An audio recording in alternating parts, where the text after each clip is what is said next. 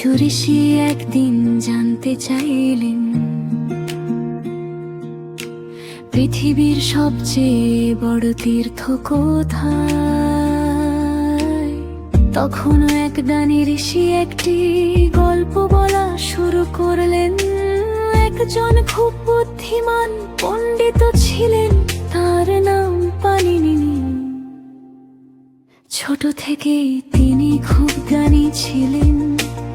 একদিন এক বিদেশি পণ্ডিতের সঙ্গে তর্কে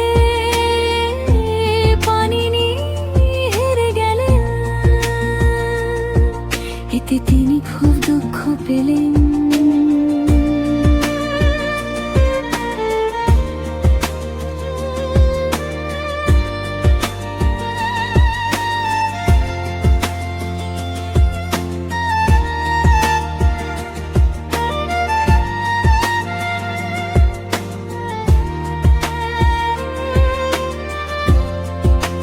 তারপর তিনি বিভিন্ন তীর্থে ঘুরতে লাগলেন, যেন আর শান্তির খোঁজে। অবশেষে তিনি কেদারনাথে পৌঁছালেন এবং ভগবান শিবের তপস্যা শুরু করলেন।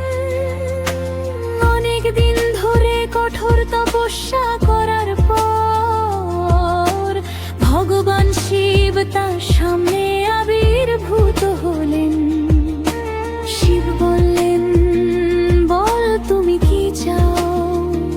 পানিনি বললেন, প্রভু আমাকে পৃথিবীর শ্রেষ্ঠ তীর্থ দিন।